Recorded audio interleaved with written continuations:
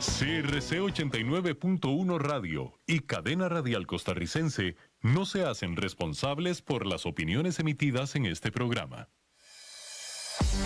Bienvenidos a Proyectos con Max Umaña, un espacio donde compartimos experiencias y aprendizajes en áreas como infraestructura, tecnología, salud, educación y cultura. Esperamos inspirarte, informarte y conectarte con el mundo de la gestión de proyectos. Solo aquí por CRC 89.1 Radio.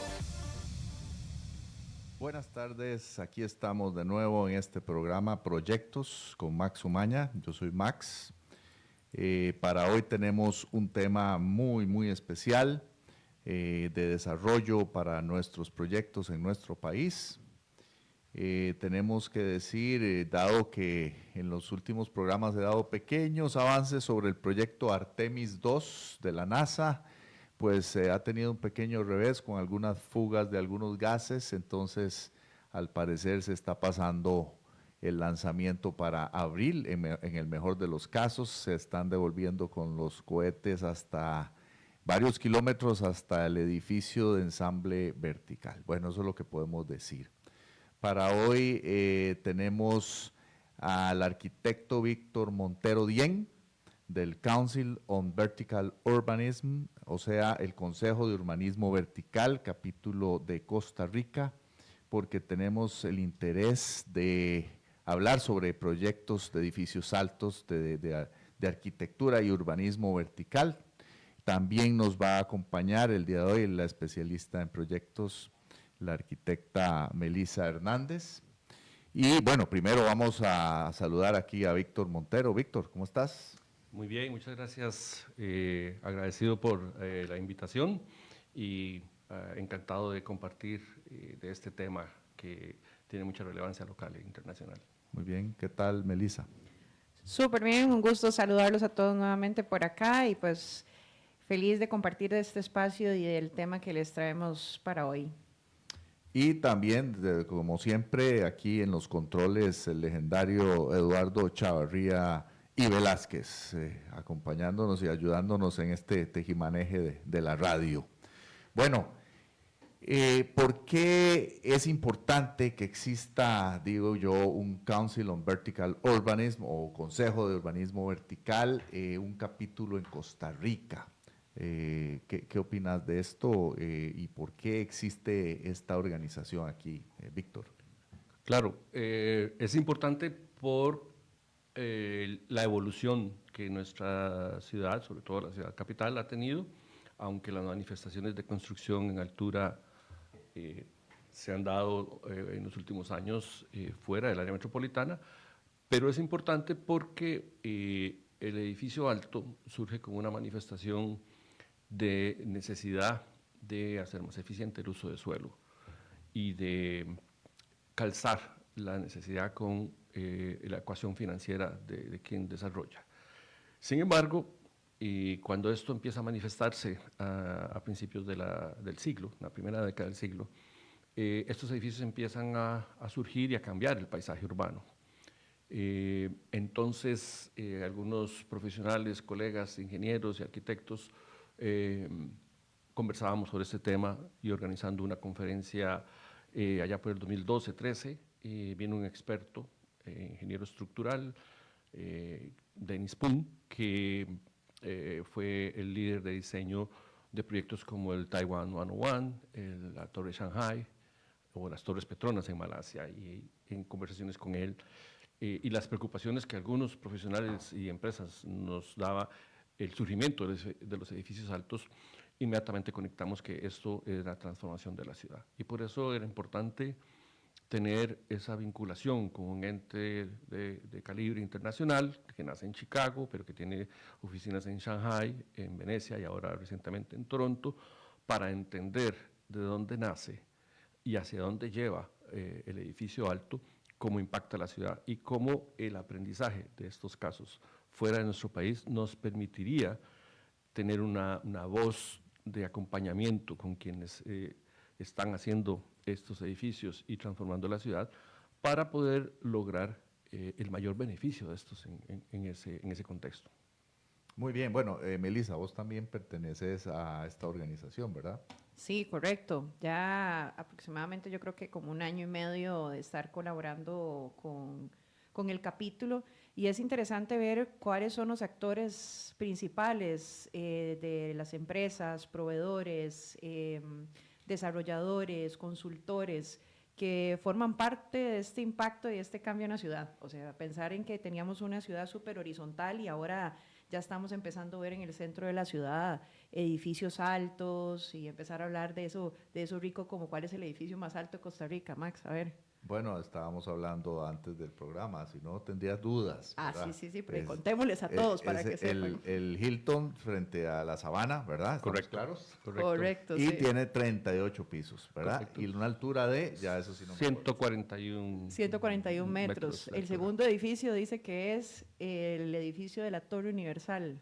Qué que tenemos en la interesante. Sabana. Es interesante porque no se le ve esa altura. Es como, ¿No? como es voluminosa el edificio, pues disimula su altura, ¿verdad? Que eso es parte de la riqueza en el diseño de edificaciones de altura, ¿no? La combinación de la volumetría, si es muy esbelto porque es poco ancho y muy alto, o si combina altura con un ancho más voluminoso, no se percibe como un edificio alto como tal, pero efectivamente Torre Universal es el segundo edificio más alto del país.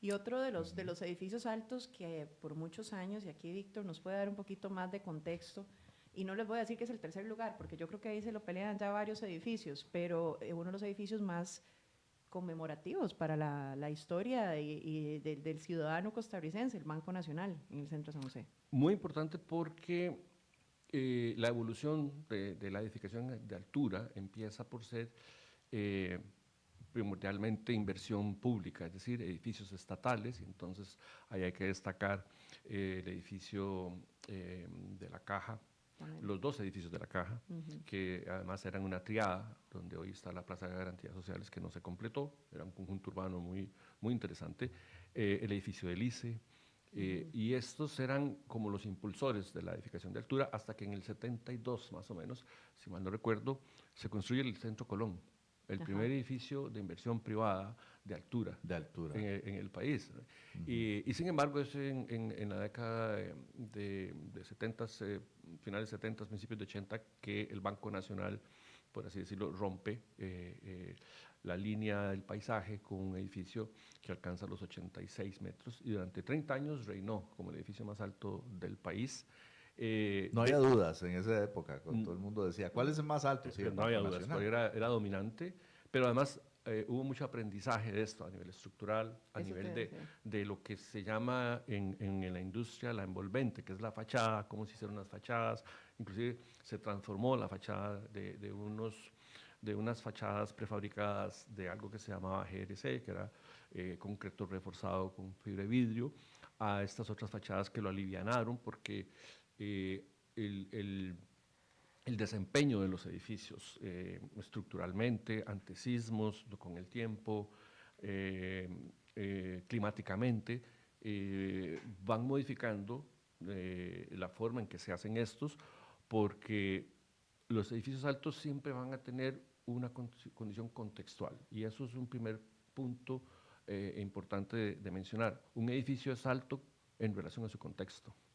Y en el caso del Banco Nacional aprendimos, por ejemplo, lo que se llama en física el efecto de Venturi, que es la aceleración del viento cuando pasa entre un espacio muy reducido, y todos seguramente hemos sentido esa aceleración de viento en la fachada norte del Banco Nacional, en donde por dicha nosotros usamos pantalones, pero yo me imagino que debe ser más de un problema cuando usas enaguas o vestidos. Es cierto eso, el tema del viento a la par de un edificio. A veces a mí me ha pasado caminando frente al Torre del Paseo Colón, se siente un poco. No es algo exagerado, pero sí dice uno, bueno, aquí uno que está en un nivel bajo, al nivel de acera, pero también se siente, ha de sentirse más entre más altura, creo yo. Claro, y ahí en donde el tema se vuelve por un lado complejo, pero por otro lado muy, muy desafiante y atractivo.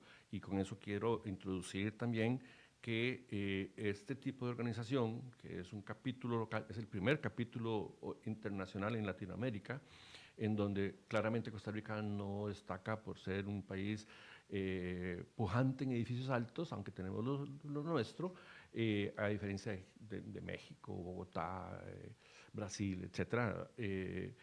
Pero la conjunción de saberes, y aquí quiero presentar también que el capítulo local está integrado por oficinas de arquitectura e ingeniería como la de Carazo Arquitectura, donde Rodrigo es parte de este capítulo, Cecilia Chuy de NSI Estructurales, bueno, Melissa, que es de AS Desarrollos, el señor Johnny Bermúdez, que tiene su propia compañía, ingeniero estructural y miembro del capítulo sísmico del país, igual que don Ronald Steinford de IECA Internacional, así como don José Baltodano y Agustín Morales de Portafolio Inmobiliario, mi colega estructural Mauricio López, bueno, yo soy arquitecto y digo colega porque ya somos un híbrido, pero Mauricio López también, que es parte de Regenby, la firma que integra este capítulo, y Vanessa Durán también como miembro de Carazo Arquitectura.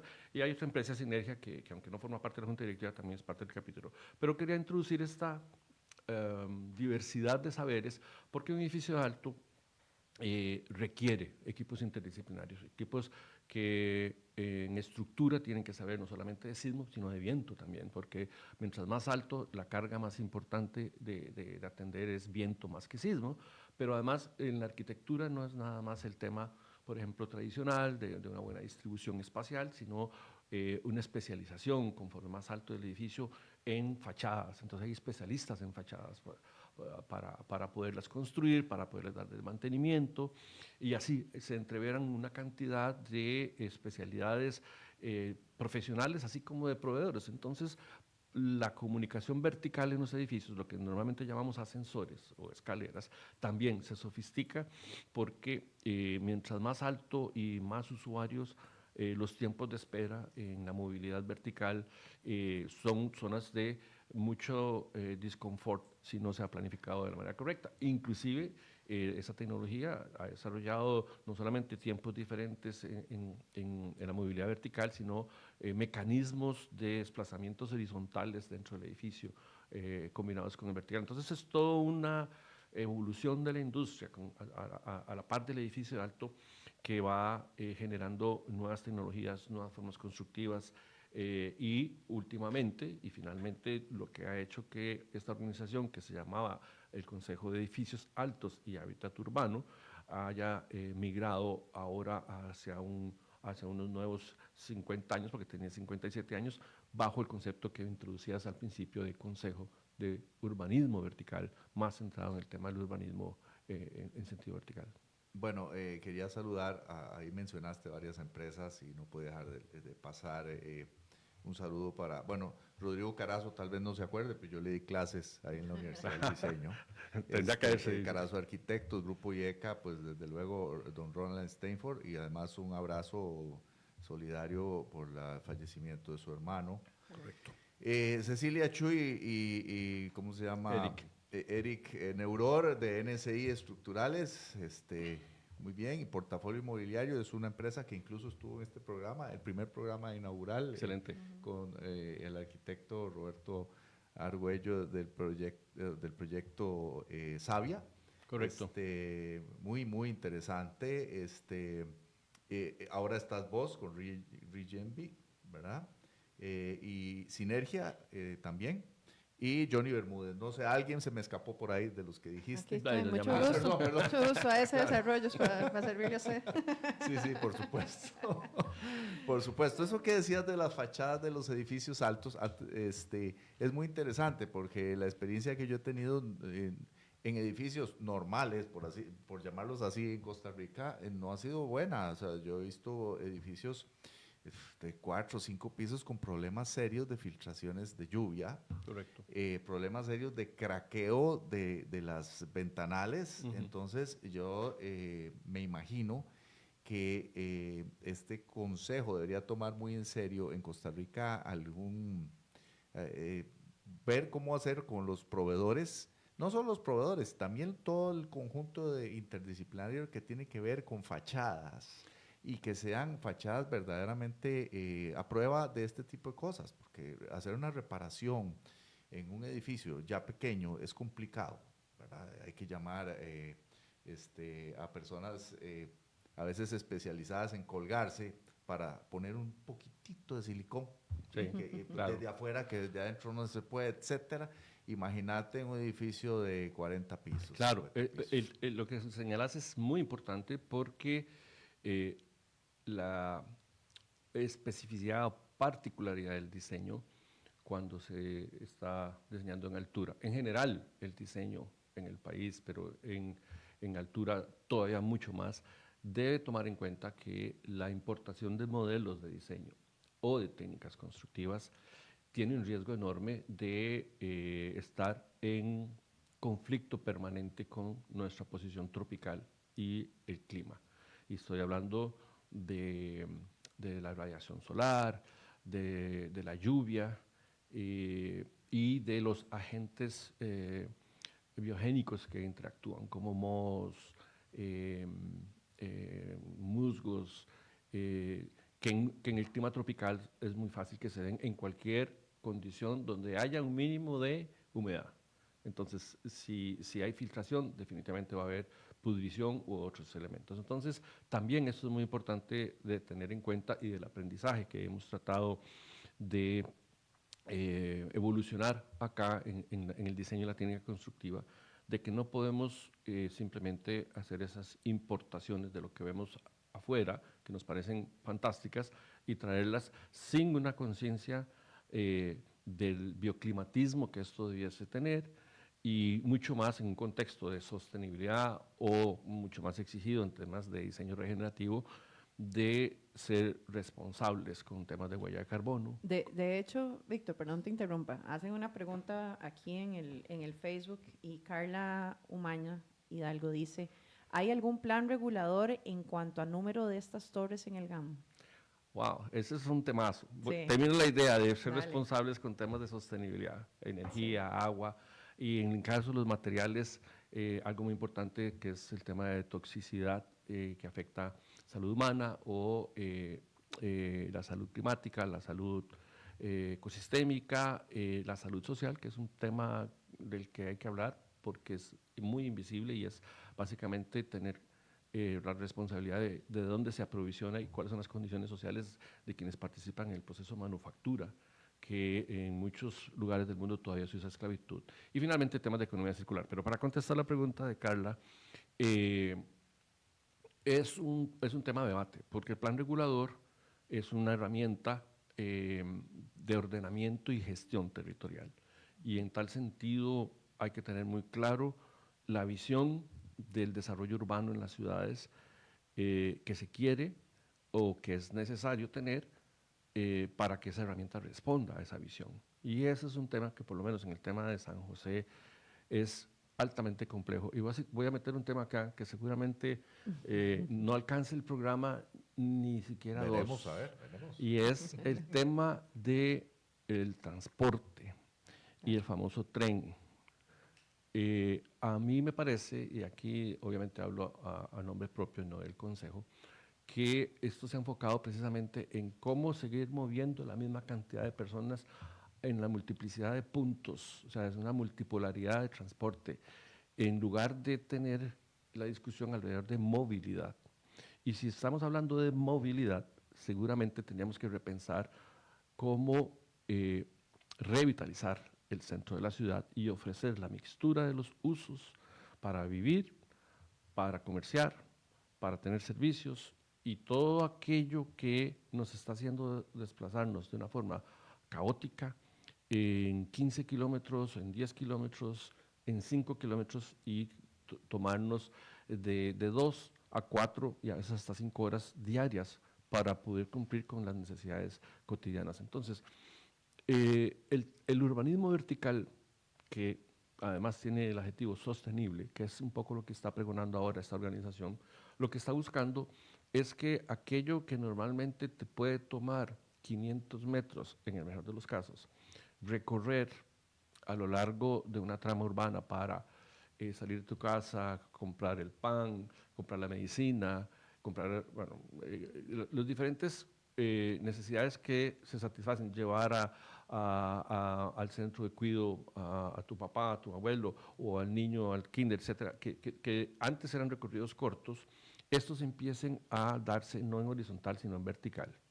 Es decir, si tenés 300 metros acá y tenés diferentes necesidades, las podrías suplir en vertical, viviendo en el piso 30, trabajando en el piso 20 y satisfaciendo sus necesidades comerciales en los pisos 2, 3 y 4, y que eso no solamente se convierta en edificios que habitan el predio de donde se desarrolla, sino que interactúe con los edificios que están al lado, a través de puentes aéreos, a través de espacios públicos o colectivos que generan una disminución significativa del uso del automóvil, porque te permite desplazarte verticalmente en el edificio o horizontalmente entre los edificios, aún sin siquiera tener que utilizar la acera o el espacio el del primer piso. Entonces, lo que se busca con la verticalidad es resolver problemas de la densificación que haga eficiente el uso del suelo en la ciudad, pero que además satisfaga necesidades de habitabilidad, de calidad. Porque muchas veces el edificio alto se ve como una amenaza de la calidad humana en una ciudad y como una invasión. Y puede serlo, si precisamente no se reflexiona sobre la bondad que la verticalidad puede tener cuando se maneje en un contexto de mejorar la habitabilidad de la ciudad, la caminabilidad y la salud de las personas en la salud física y relacional. Eso me parece muy importante, eso que estás diciendo. Antes, pues le recordamos a los que nos están escuchando y nos están viendo que estamos con el arquitecto Víctor Montero Bien, del Consejo de Urbanismo Vertical o Council on Vertical Urbanism, ¿verdad?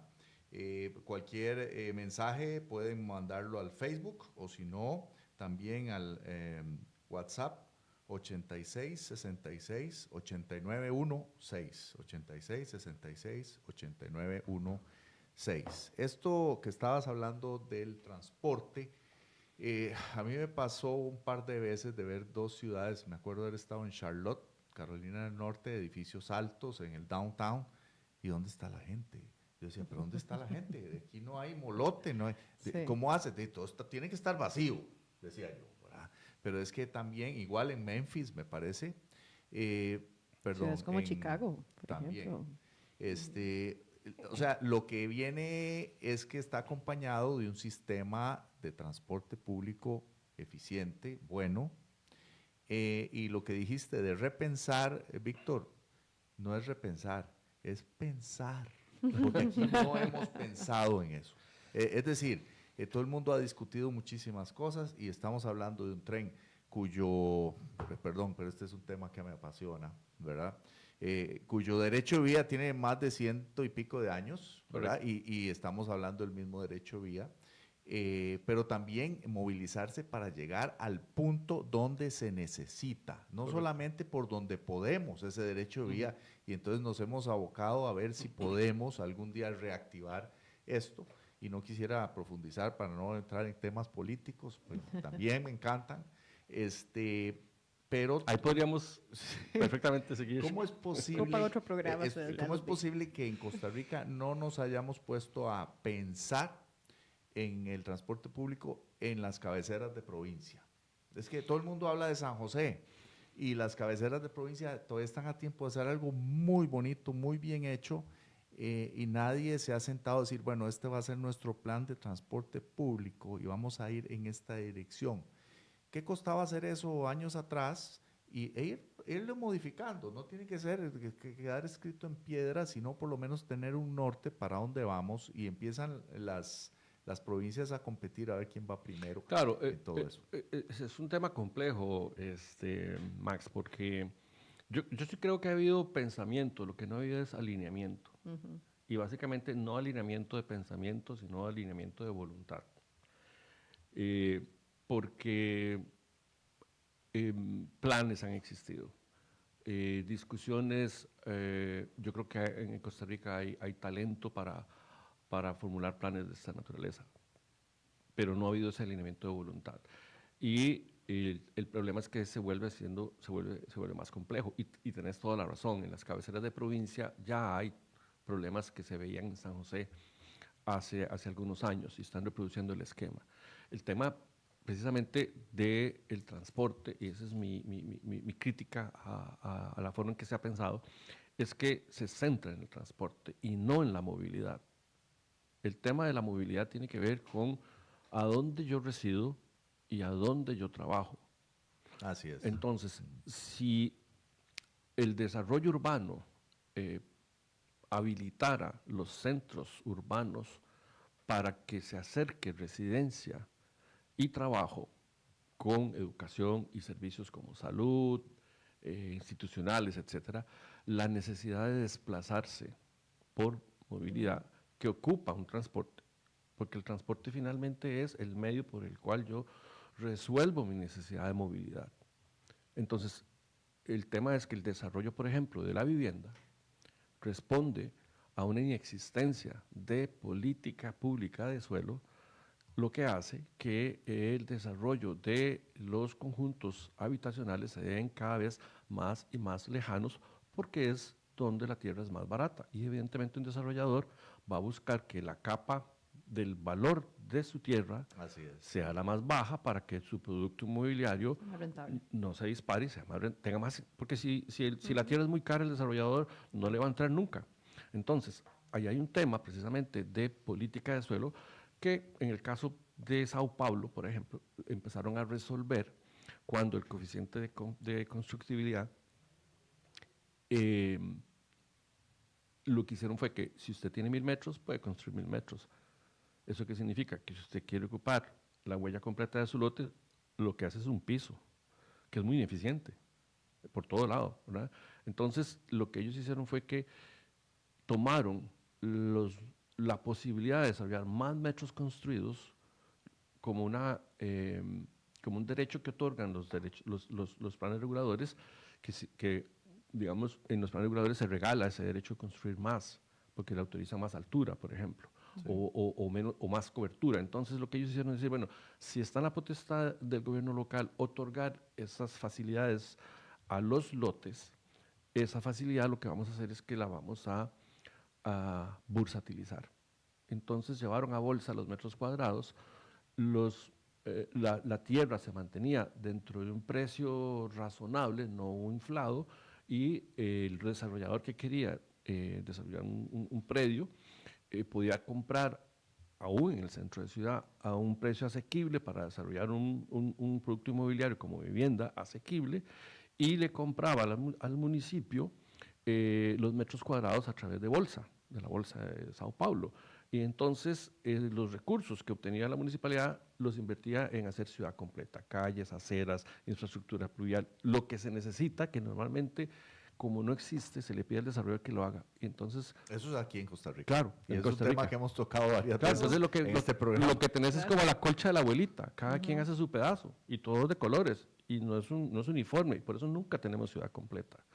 Entonces, ese tema de transporte nace en esa complejidad de cómo estamos gestando el desarrollo urbano para acercar a las personas a vivir más cerca del motivo de su movilidad. Y entonces empezamos a reducir el uso del carro, a reducir la cantidad de buses, y efectivamente podemos buscar un tren que haga las conexiones con las principales ciudades, cabeceras y ese tipo de cosas, para que tenga mucho más sentido esa movilidad por una necesidad que no es la cotidiana, que no es la que me implica y me obliga a mí a ir de Cartago a San José y durar 2 horas de ida y 2 horas de venida. Así es. Nos están pidiendo en el Facebook que si podemos tal vez hablar un poquito más duro el volumen y más pegaditos al micrófono, porque no nos están escuchando muy bien. Es que sí, esa profesión de cantante todavía no he entrado en esa arena. Bueno, yo no sé si Melissa nos trae hoy alguna cápsula técnica. Por supuesto. Bueno, entonces si podemos pasar a esa cápsula. Proyectos con Max Umaña presenta la cápsula de la semana. Bueno, hoy en la cápsula vamos a hablar un poquito de cómo es ese habitante de la ciudad del 2040. Y traigo ese tema a colación porque me parece importante, hoy que tenemos como invitado al arquitecto Víctor Montero Dien y del Consejo de Urbanismo Vertical, entender cómo son los nuevos hábitos de consumo de los ciudadanos, de cómo nosotros ahora consumimos ese producto tan lindo que es la vivienda, el apartamento, los servicios que estamos hablando ahorita de momento. Entonces, cuando hablamos de este tipo de hábitos que van cambiando, y por eso les digo, pensemos en el ciudadano del 2040, pensemos cómo seríamos nosotros en ese 2040. Viviríamos en el mismo lugar, trabajaríamos en otro lugar, estudiaríamos en otro, nos recreamos en otro. Realmente las ciudades han sido diseñadas para la distancia y para separar usos, pero no realmente para incluir, que es parte de lo que estamos conversando. Entonces, en esta cápsula hoy yo les quiero hablar sobre las 10 tendencias claves del ciudadano del 2040. Entonces, ¿cuáles son estas tendencias? Vamos a ir desde la 10 hasta la 1, ¿ok? La número 10 nos habla del menos apego al espacio y más apego al tiempo. Las personas van a empezar a valorar más cómo reducir los costos de traslados y no tener, digamos, grandes metros cuadrados. Las generaciones que vienen ahora también vienen pensando en un esquema en el cual no necesitan de muchos metros cuadrados para resolver sus necesidades. La número 9, preferencia por la cercanía. Vivir cerca de servicios será más importante que vivir lejos, pero con más espacio en algunas circunstancias, dependiendo de las necesidades. La número 8, movilidad flexible, menos dependencia en el carro propio y más uso de opciones compartidas o multimodales. De ahí que empezamos a ver estas tendencias como el hacer carpool, ¿verdad? Y ya ahora empezar a tratar de disminuir el tránsito en la ciudad. La número 7, trabajo híbrido como una norma. Las ciudades deberán adaptarse a ciudadanos que no trabajan todos los días en el mismo lugar. De ahí que ahora ya tenemos esas modalidades y mucho de la pandemia nos ayudó a entender esta tendencia. El número 6, el consumo local, mayor interés por los productos, servicios, comercios y experiencias en la proximidad. La número 5, ciudad caminable como valor aspiracional. Poder caminar al trabajo, al parque o al supermercado será un diferenciador de calidad de vida.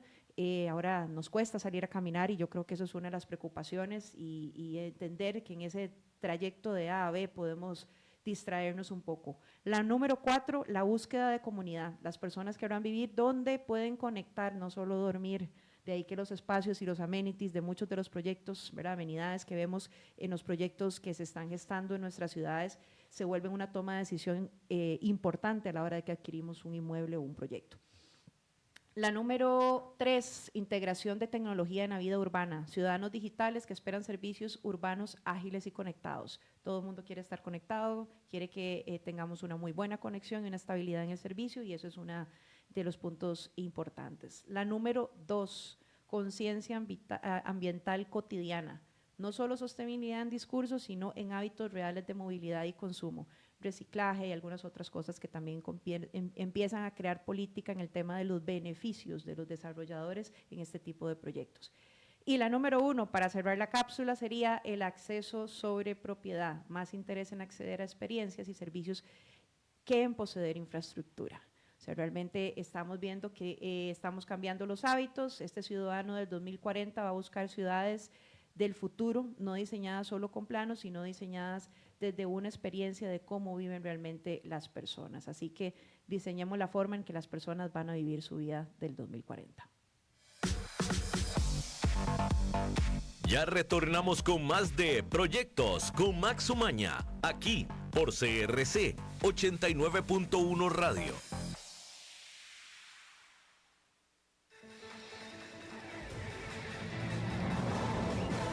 Infórmate de la actualidad del país y el mundo con nosotros. Todos los días, desde las 6 de la mañana, iniciamos con el noticiero matutino y luego seguimos con informativos de la hora hasta las 6 de la tarde. Aquí vos te informás rápido y con profundidad.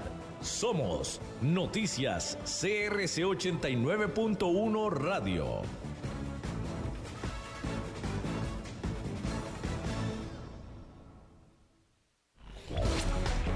Deportes, cultura y noticias. 89.1 CRC. Agua es vida, salud y bienestar. Por eso, vos y los tuyos necesitan agua purificada, ozonizada y embotellada San Ángel. Hace que tu vida sea más larga y saludable con agua San Ángel. Disfrútala naturalmente y viví una experiencia con agua purificada San Ángel. Pureza que se siente. Búscanos en Facebook como Agua San Ángel. Estás escuchando Proyectos con Max Umaña, aquí por CRC 89.1 Radio. Bueno, volvemos en esta tarde de sábado. Estamos hoy hablando con el arquitecto Víctor Montero Dien del Consejo de Urbanismo Vertical, Council of Vertical Urbanism. Y estamos hablando, pues casualmente de eso, de edificios altos y de la necesidad de, o no, de estos edificios en Costa Rica, en San José o en las cabeceras de provincia. Entonces, supongo que he visto gente que hasta le da miedo subirse a un elevador. ¿Qué le dirías, Víctor, a las personas que no les agrada ver edificios altos? Porque existe ese tipo de persona y pues para tranquilidad de ellos, tal vez Víctor, el arquitecto Víctor Montero Dien, nos puede decir algo al respecto. Claro, es entendible que haya rechazo del edificio alto si efectivamente se vuelve un agente invasor de la calidad de vida urbana, porque la sombra inhibe la penetración del sol, el calor, arruina vistas, o sea, hay un montón de riesgos de generar edificios altos que dan razón al rechazo que muchas poblaciones y personas tienen. Pero como comentábamos al inicio, primero, el concepto de altura es contextual, es decir, un edificio alto en San Ramón pueden ser 4 o 5 pisos, y probablemente un edificio de 15 pisos se vuelva innecesario por la condición que tiene San Ramón y fuera de contexto, y eso puede molestar a las personas porque les invade disfrute escénico que pueden tener a través, qué sé yo, mucha gente les es icónico la iglesia del centro de una ciudad y en ciudades como Londres, por ejemplo, se protege la vista de la Catedral de St. Patrick y se hacen estudios de vista para poder autorizar las edificaciones de altura. Entonces también es un asunto de que es importante para las personas que viven en un sitio y que tienen referentes históricos que no quieren ver arruinados por una edificación de altura. Pero la edificación de altura es la forma más sostenible de uso del suelo que no es un objeto reproducible y por lo tanto nosotros vemos nuestra gran área metropolitana con una extensión que toca ya la zona de Occidente, San Ramón, Palmares y la junta con el Guarco en la zona norte.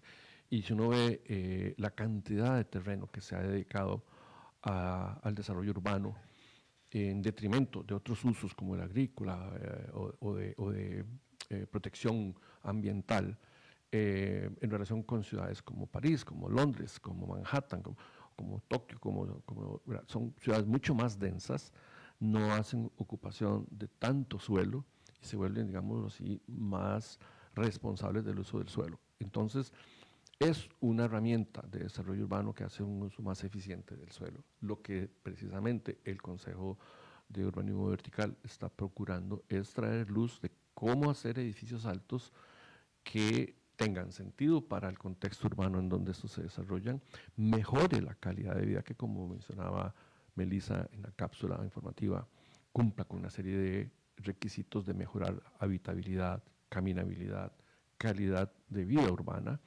conectar a las personas más que separarlas, y ahí es donde al Consejo le interesa muchísimo poder abogar, promover, incentivar, compartir, para que la manifestación de la edificación de altura se acompañe de mejoras en las calidades urbanas de la ciudad.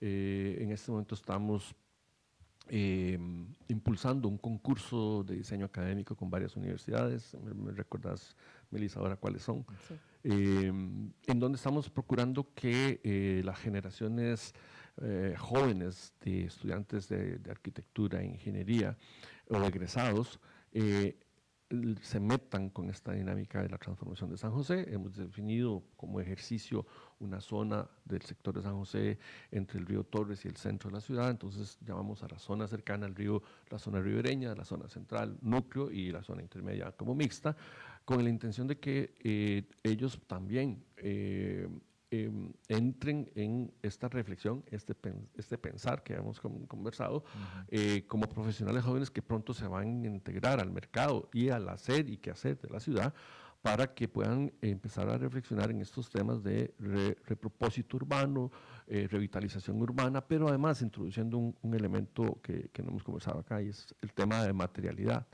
Estamos impulsando el uso de lo que se llama madera estructural o mass timber, como sistemas estructurales que pueden mejorar las edificaciones existentes hoy a menor costo, por ser estructuras más livianas, por ser estructuras que se diseñan industrialmente, entonces de rápida ejecución, como también parte de las innovaciones en las que hay que pensar a la hora de pensar en el concepto de la edificación de altura y la mejora de la ciudad.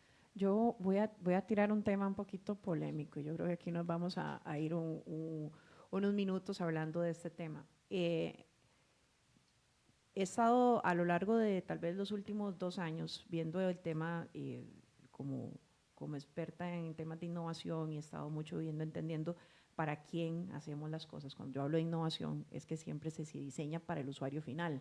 Entonces aquí nos vamos a ver cuáles son los proyectos que tenemos en las ciudades y para quiénes están diseñados, que es importante entenderlo. Vemos una serie de proyectos verticales con apartamentos que van directo a un segmento de población específico. Es un segmento de población que probablemente ya tiene una vivienda, y entonces ya la vivienda deja de ser asequible, que era uno de los puntos que hablaba Víctor ahora. O sea, vemos viviendas en el centro de la ciudad, apartamentos de 60, 70 metros cuadrados en $290,000, $280,000, $300,000 o más, dependiendo si tenés una muy buena vista, etcétera. Entonces ya deja de ser asequible vivir en el centro de la ciudad con todos los servicios, ¿verdad? O sea, y ojo, ¿a qué costo? Esto lo traigo aquí y por eso les dije puede ser un tema polémico, porque tal vez muchas desarrolladoras, y aquí también les digo a ellos, pónganse a pensar en la demanda y en la oferta que tenemos actualmente en el mercado y hagan proyectos dirigidos a segmentos de población que tienen características de consumo específicas. Por ejemplo, no es lo mismo cómo vivo yo dentro de mi generación millennial, porque soy millennial, a cómo vive un centennial. Yo tengo una hermana de 25 años que es influencer, que vive de una manera, y ella no tendría un espacio de una casa de 2 pisos con 3 cuartos. Para ella eso no es importante. Ella lo que quiere es un cuarto de hotel así, chiquitito, y un espacio donde comparte con sus amigos, espacios como hacer karaoke, sociabilizar, reírse, leer un libro. O sea, sus contextos son otros, sus hábitos de consumo son diferentes. Pero además, entonces, me permito ahí meter la cuchara, porque mucha de la reflexión en este nivel, totalmente coincido con vos, está centrado en millennial, centennial y lo que sigue para atrás, pero hay un sector muy importante que nos está contemplando, que son los seniors. Correcto. Y los seniors también tienen derecho a la ciudad. Claro. Y no se está diseñando para ello. Y por eso inclusive hemos estado en algunas reflexiones con clientes sobre lo que se llama Seniors Community Living o ciudades o proyectos para la habitabilidad de las personas adultas mayores. El segmento senior es el que tiene mayor crecimiento. Les hablé del 2040 en la cápsula, porque es el segmento que tiene más crecimiento. O sea, la pirámide de población costarricense está invertida. Ajá, nos estamos haciendo más viejos que jóvenes. Estamos hablando de un 8% de crecimiento, y ahorita es un mercado del 26%, el mercado del senior, y no hay proyectos dirigidos a este segmento específico. Quería complementar lo que estás diciendo con eso, exactamente, porque parte del proyecto de este académico, del concurso de diseño académico, está contemplando esto, y es que por un lado está lo que se llama la vivienda social, que bien o mal el Estado procura para un segmento de población con muchas dificultades, de generar sus ingresos para ello. Y por otro lado está el producto inmobiliario de deciles 7, 8, 9, 10. Entonces, ese centro que queda en medio, o lo que aquí llamamos clase media, se conoce técnicamente como el middle missing, o el medio desaparecido del producto inmobiliario. No hay. Y ahí es precisamente uno de los retos que se debe tener como sociedad, en donde evidentemente el desarrollador no la produce porque no hay condiciones que le renten el desarrollo privado de ese tipo de residencia, y el gobierno no lo produce porque está enfocado en la vivienda social, que son las clases con mayor dificultad para tener acceso a la vivienda. Entonces, ¿qué significa? Que aquí hay que hacer un esfuerzo social de lo que se llaman alianzas público-privadas con los gobiernos locales para generar las condiciones de política de suelo, abaratar el suelo, ¿verdad?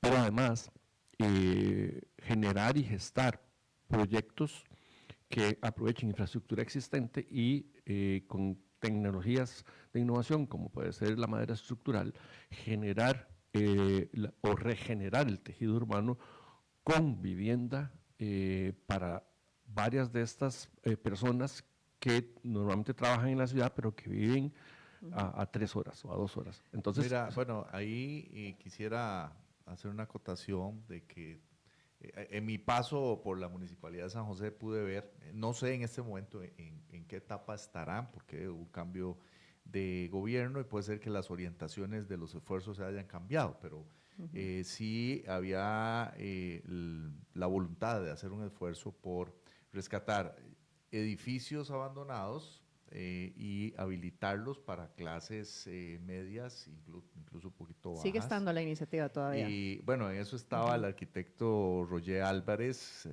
No sé si bueno. No, claro. No, se mantiene porque está en la Cámara, lo hizo en la Cámara. Sí, Roger está en eso. El problema está siendo cómo adaptar esa necesidad de hoy tan quemante, tan urgente, con un marco reglamentario de los años 80, en donde el vehículo tenía una presencia preponderante y entonces los espacios de estacionamiento son una limitación para la reconversión de esos edificios porque no tienen espacios de estacionamiento. Entonces, si no cumplís con ese reglamento, no puedes rehabilitar el edificio. Y eso es un anacronismo urbano. Sí, pero incluso Víctor, ve algo, el año pasado tuve la oportunidad de estar en el evento del ELDI. El ELDI es un evento que organiza la empresa S4, que es de desarrolladores inmobiliarios en Panamá. Lo organizan todos los años. Y aquí haciéndoles la campaña, se los recomiendo, un eventazo.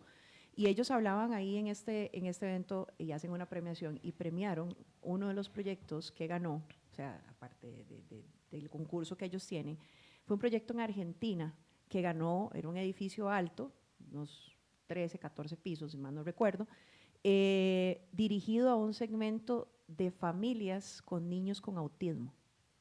Entonces, qué interesante, porque entonces ya no estás diseñando para un segmento senior, por ejemplo, sino que estás diseñando para un segmento especializado donde los amenities van dirigidos a esta necesidad. Interesante, no es ni por edades, ni por estatus social, por así decirlo, sino por una condición especial. Y les voy a tirar otro dato importante. En los próximos 45 años va a haber un aumento muy fuerte en todos estos trastornos neuronales que ya tenemos. Y ya lo estamos viendo. Sí. Antes yo me acuerdo estar en la escuela, en el kinder, y yo no tener compañeros con TDA y autismo, ¿verdad? O algunas de estas cosas tal vez diagnosticados, porque en ese entonces... Los que tenemos déficit atencional, nadie nos diagnosticó. Ayer cenaba con este neurólogo amigo mío, Freddy, que me contaba sobre el incremento de situaciones neurológicas en la población costarricense. Correcto. En donde, por ejemplo, Alzheimer en los 45 años, y cosas de ese tipo que también, digo, es algo que hay que contemplar sobre, digamos, la epidemiología de nuestra población y cuál es la necesidad de ese tipo de... Proyectos, por ejemplo, como el Coliving. Sí, no, obviamente. O sea, claro. que abarcan, digamos, dos segmentos específicos y los ponen a interactuar, brindando experiencias diferentes a nivel de que ahí el tecnológico y Tomás ha hecho un trabajo importantísimo de de combinar las diferentes formas de habitabilidad de los edificios para plantear también herramientas de transformación de San José. Por eso te digo, pensamiento ha habido, lo que no ha habido es el alineamiento de voluntades. Y aquí quiero tocar un tema álgido, casi que el cierre para que no nos enfrasquemos en eso. Y es, Qué bueno que un invitado está pensando en el tiempo. Me encanta. y hay un tema que no se le ha entrado, y es el esquema de gobernanza urbana. La gobernanza urbana está y ha estado centrada en la rectoría que el INBU ha gestado o se le ha delegado, y en la ejecución de la gestión territorial que los municipios tienen. El problema es que ese esquema es del siglo pasado, y los cambios y los desafíos que estamos viviendo hoy requieren de esquemas de gobernanza urbana diferente. Y San José, el centro, lo que llaman el centro histórico, los 4 distritos centrales, requieren un ejercicio de gobernanza urbana diferente. Y ahí hay que poner de acuerdo a varias partes interesadas que, junto con la municipalidad, y digo junto con, no exclusivamente la municipalidad, tienen que replantearse el esquema de gobernanza urbana. Y cito, esquemas como el de la Autoridad de Planificación Urbana de Londres, o la de París, o si se quiere hasta la de Singapur, que es un poco más centralista, pero son entidades especializadas en la gerencia urbana, en la gobernanza urbana, que tienen reglas particulares por la complejidad de la administración y de las relaciones económicas, sociales, ambientales y urbanas que se dan ahí. Entonces, tenemos que ir a una migración que debe iniciar con un alineamiento de voluntades para que todos esos pensares que se han traído empiecen a ser convergentes en qué es y cómo gestionar ese cambio en la gobernanza urbana. Melissa, un cierre tuyo. Yo quiero que realmente seamos actores en la ciudad, que realmente gestemos una transformación orgánica. Creo que la estamos necesitando, lo estamos viendo a nivel de no solo de los desarrolladores fuertes, por eso hablaba al inicio de los actores principales, no solo en los desarrolladores fuertes, sino también en todas las personas que habitamos la ciudad y que en todas las instituciones que nos brindan los servicios y nos dan la infraestructura para que muchos de estos proyectos se gesten. Yo creo que estamos en un punto donde el país está haciendo un giro importante, en muchos cambios políticos también, ¿verdad?, que vienen, y este es el momento en que nosotros hagamos saber cuáles son realmente esas necesidades, que entendamos como ciudadanos hacia dónde, cómo queremos vivir, cómo queremos colaborar en la ciudad, cómo queremos ser ciudad, cómo queremos ser ciudadanos, porque ya uno no va a tocarle al vecino en la puerta para que le regale un poquitico de azúcar, ¿verdad? Ya eso ya no está pasando, ya dejamos hasta de ser vecinos y de ser comunidad. Y yo creo que eso ha sido mucho del cambio a lo que nos ha llevado la globalización. Pero cada vez volvemos a la necesidad de volver a ese inicio. Entonces creo que estos espacios nos dan esta rica discusión, ¿verdad?, sobre lo que nos gustaría a todos poder tener en un futuro de nuestras ciudades. Y pues gracias, Víctor, nuevamente por acompañarnos, y a la gente que estuvo en las redes sociales. Quiero nada más darle saludos a todos, si me permites, Max, aquí. A Carlos Maña, que nos acompañó, Alfredo. Un montón de familia mía, ¿verdad? Sí, Alfredo Sazo, Diego Meneses, Manuel Enrique Araya, Horacio Solano, tenemos a Glenda Umaña, a Rodrigo Peralta, a Braulio Sánchez. Realmente muchas gracias por acompañarnos en el programa de hoy. Bueno, yo creo que es una necesidad para el país y nuestras ciudades, sobre todo San José, de construir en vertical. La gente puede ser que se resista un poco, pero eso es un buen camino para aprovechar la capacidad instalada que hay en nuestras ciudades, y eso sí, tiene que ir acompañado de un sistema de transporte público y de otros servicios que vayan a ir empatados con este esfuerzo, y así nosotros vamos a tener incluso mayor sostenibilidad en nuestras vidas.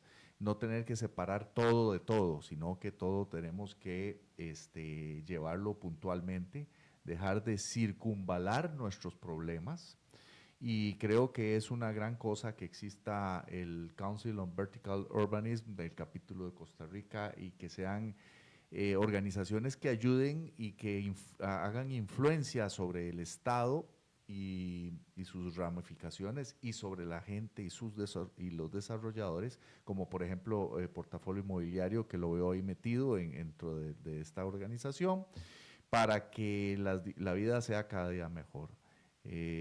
Víctor, un mensaje final, nos estamos despidiendo. Claro, primero agradecerles nuevamente el espacio. Picoteamos temitas, creo que en algún momento podríamos tener uno de estos temas y desarrollarlo en amplitud, pero sí muy agradecido de poder compartir desde lo que el Consejo de Urbanismo Vertical aboga y cómo queremos aportar a la discusión en Costa Rica, y por supuesto siempre abiertos a volver y traer más de lo que se está conociendo y aprendiendo fuera del país. Muy bien, muchísimas gracias y nos vemos de hoy en 8. Concluye Proyectos con Max Umaña. Te esperamos el próximo sábado a las 12 mediodía para seguir compartiendo experiencias que te inspiren y conecten con el mundo de la gestión de proyectos. Solo aquí por CRC 89.1 Radio.